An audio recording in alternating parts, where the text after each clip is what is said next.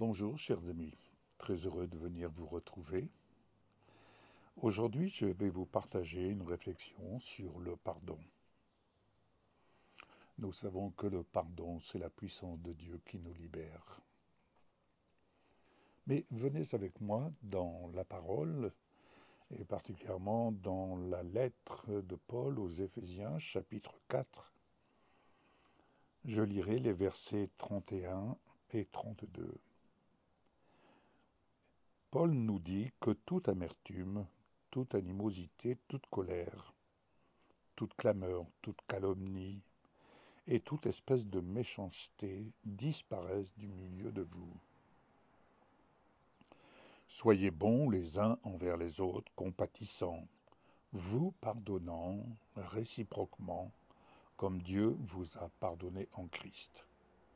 Et j'ajouterai ce premier verset du chapitre 5. Devenez donc les imitateurs de Dieu comme des enfants bien-aimés, et marchez dans l'amour, à l'exemple de Christ, qui nous a aimés et qui s'est livré lui-même à Dieu pour nous comme une offrande et un sacrifice de bonne odeur. Le pardon est vraiment la puissance de Dieu qui nous libère. Nous savons que, en étant en Jésus-Christ, nous avons reçu de Jésus le pouvoir de devenir enfants de Dieu. Et comme un serviteur de Dieu le disait, en devenant enfants de Dieu, nous avons tout pleinement en Jésus, à savoir l'Ancien et le Nouveau Testament. Pour vivre pleinement le contenu de la parole, afin d'être, j'ai bien dit, d'être ce que Jésus est, de telle sorte que nous devenons à l'image du Fils premier-né. En ce sens, nous devenons alors les imitateurs de Dieu comme des enfants bien-aimés. Alors, bien entendu que c'est toute une œuvre de l'Esprit de Dieu qui va s'accomplir dans notre être intérieur, afin que notre vie cachée en Christ puisse paraître à la lumière de ce monde et de ce monde dans lequel les gens vivent dans l'ignorance, comme nous-mêmes. Nous étions dans l'ignorance de ce contenu, de la substance divine, de l'amour de Dieu qui nous est révélé et qui est venu se révéler et qui se révèle aujourd'hui encore par l'œuvre de Jésus-Christ, par l'action du Saint-Esprit qui vient vraiment nous révéler le contenu de la parole. Dans l'évangile de Matthieu, excusez, il y a du bruit, mais vous êtes ici, nous sommes ici sur le balcon, profitons, et je profite du soleil, et pour vous offrir le cas échéant si vous manquez de soleil aujourd'hui. Alors dans Matthieu 6, je lirai le verset 12, vous connaissez ce verset concernant le Notre Père, quand il est dit « Notre Père, donne-nous aujourd'hui notre pain quotidien, pardonne-nous nos offenses, comme nous aussi, nous pardonnons à ceux qui nous ont offensés. » Et au verset 14, il est dit « Si vous pardonnez aux hommes leurs offenses, votre Père céleste vous pardonnera aussi. Mais si vous ne pardonnez pas aux hommes, votre Père ne vous pardonnera pas non plus vos offenses. » Parce que le pardon de Dieu, c'est le témoignage de son amour. C'est pourquoi j'insiste très souvent sur le fait, quand il est dit « tu aimeras ton prochain comme toi-même ». Quand nous retenons, quand nous ne pardonnons pas il va de soi qu'on ne s'aime pas soi-même, ou tout du moins on néglige un aspect. C'est comme si on gardait une tache. Si je vois une tache sur ma chemisette, je vais m'empresser de dire à mon épouse, de dire chérie, tu peux laver ma chemisette afin que cette tache disparaisse.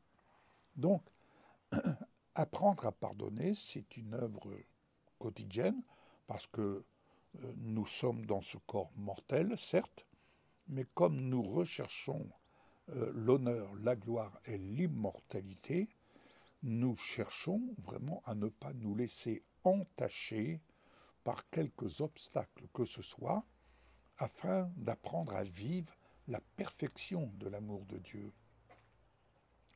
Je repense à ce témoignage qui m'a un jour touché. C'est l'histoire, ça se passe pendant la guerre, c'est l'histoire, peut-être que vous l'avez déjà vu, ce témoignage à la télévision, il est passé d'ailleurs à la télévision, c'est l'histoire de cette jeune fille qui avait environ 18 ans et qui jouait, c'était une pianiste, et elle devait jouer dans des grands hôtels pour l'armée allemande. Et puis, tout en jouant, eh bien, elle faisait partie de la résistance. Et un beau jour, elle a été dénoncée, elle a été découverte. Et une fois qu'elle était emmenée dans les prisons allemandes, les médecins, un des médecins en tout cas, a fait en sorte de la faire souffrir. Et cette souffrance l'a accompagnée toute sa vie, au point qu'elle ne pouvait plus jouer de piano. Donc, elle souffrait, ils y avaient touché les nerfs, les extrémités au niveau des doigts. Mais toujours est-il, la souffrance l'a accompagnée toute sa vie. Et arrivé à un certain âge, je vais peut-être dire entre 70 et 80 ans environ, elle ne cessait de penser à ce médecin qui l'avait fait souffrir. Et comme elle le disait, c'était un beau jeune homme. Et pourtant, la méchanceté dominait sa vie. Et un beau jour, quelqu'un va frapper à sa porte. Et qu'est-ce qu'elle voit arriver? Son ancien bourreau. Et son ancien bourreau, il ne lui restait plus que quelques mois à vivre. Et il ne voulait pas mourir sans avoir demandé et recevoir le pardon de cette femme. Et lorsqu'elle l'a vu, qu'elle l'a reconnu, l'un et l'autre se sont jetés dans les bras, l'un demandant pardon et l'autre lui disant, en l'occurrence cette jeune femme, lui disant « je te pardonne ». Ça a été un moment très touchant, merveilleux, parce qu'ils étaient l'un et l'autre rongés par une souffrance, l'un souhaitant le pardon de sa victime et l'autre désirant manifester le pardon à l'encontre de son bourreau. C'est dire que le non-pardon, c'est une captivité, c'est être en captivité. Parce que le pardon, c'est vraiment la puissance qui libère. J'ai été confronté, dans une certaine mesure, à pardonner. J'ai été confronté à cela. Ça ne s'est pas fait comme ça. Même si dans mon cœur, je reconnaissais, je disais non, je pardonne à cette personne qui depuis mon adolescence m'avait fait souffrir. Quand on dit m'avait fait, nous avait fait souffrir de par son comportement. J'ai bien dit de son comportement.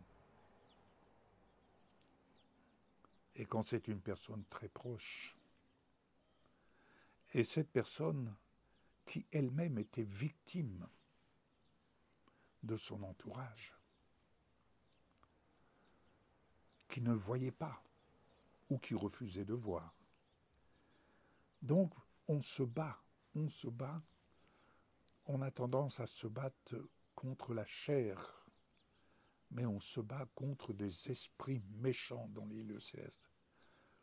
Et lorsqu'on prend conscience qu'on se bat contre des esprits méchants dans les lieux célestes, on recherche à ce que cette personne ou la personne concernée qui est cause de cette souffrance, de cette amertume qui vient nous empoisonner l'existence, de ce non-pardon, on voudrait tellement qu'elle se laisse gagner par le témoignage de l'amour de Dieu.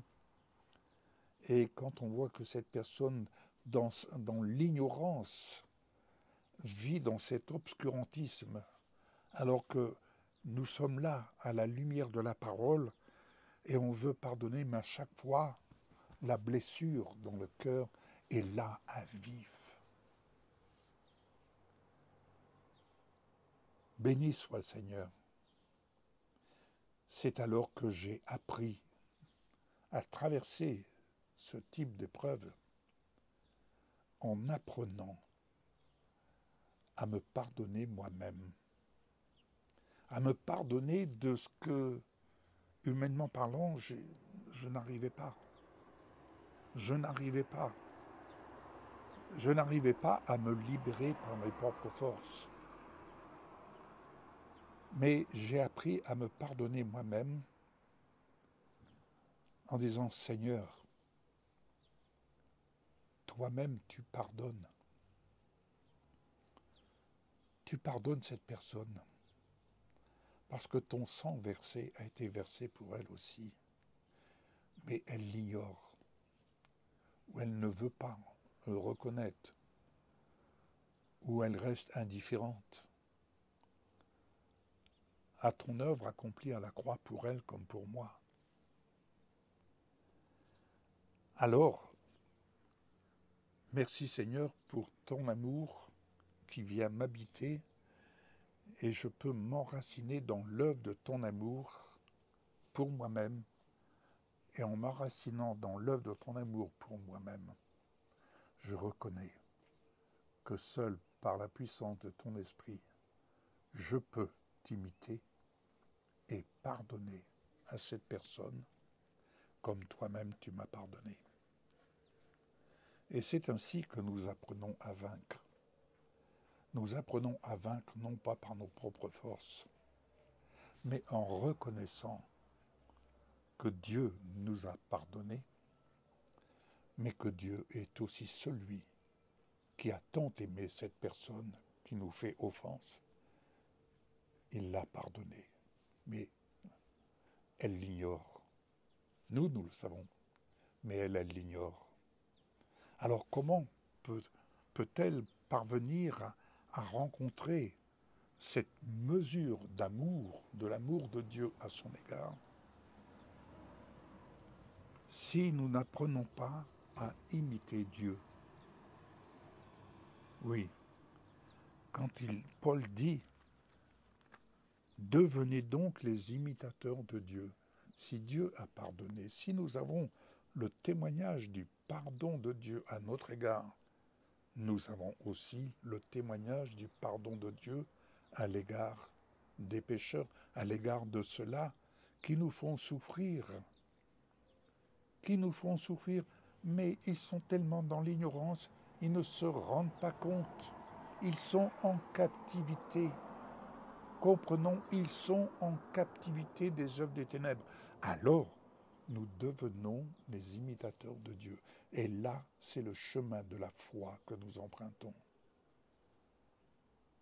Nous avons connu aussi des personnes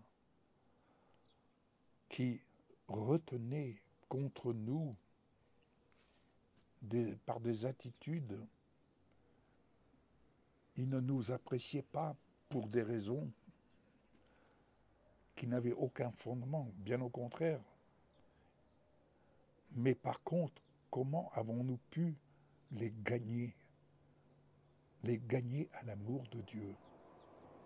Ça met du temps. Mais le chemin de la foi, c'est celui de ceux qui apprennent, j'ai bien dit qui apprennent, à imiter Dieu comme des enfants bien-aimés et à marcher dans l'amour à l'exemple de Christ. Vraiment, je veux vous encourager, à vous qui êtes confrontés à ce genre de problème, que toute animosité, toute colère, toute clameur, toute calomnie et toute espèce de méchanceté disparaissent du milieu de vous. Oui, parce que c'est un poison dans votre existence. C'est un poison dans notre existence. C'est pourquoi je m'efforce de dire, autant que je peux le faire entendre, c'est bien de dénoncer ce qui se passe dans le monde, mais n'oublions pas, Dieu sait. Dieu sait, on peut vouloir dénoncer pour essayer de défendre une cause, mais n'oublions pas, ce qui est important, c'est d'être. C'est d'être ce que Dieu dit que nous sommes en Jésus-Christ. Et je pense à ces personnes que nous avons gagnées. Ça a mis du temps, ça a mis des années, mais durant ces années, nous avons appris du Seigneur. Nous sommes enrichis dans le Seigneur. Nous avons été enrichis de par son enseignement, de par ce que nous avons appris. Quelle bonne école nous avons eue en apprenant sur ce chemin. Et aujourd'hui, ces bien-aimés sont devenus les amis de Dieu, en l'occurrence, sont devenus nos amis. Et sans parole, mais tout en action. Quand je parle d'action, je parle d'attitude, je parle d'attitude de cœur. Être vrai dans le Seigneur. Être vrai dans le Seigneur. Tu aimeras ton prochain comme toi-même. Alors apprenez à vous aimer, et pour apprendre à vous aimer comme Dieu vous a aimé, acceptez que le sang de Jésus vous purifie, et il purifie votre cœur. Ne vous laissez point empoisonner par tous ces ingrédients malfaisants, nauséabonds, mais laissez-vous gagner en devenant des imitateurs de Dieu, comme des enfants bien-aimés. Je vous souhaite une bonne journée. Merci Seigneur de ce que vous connaissez en ce jour, votre libération du pardon. Amen.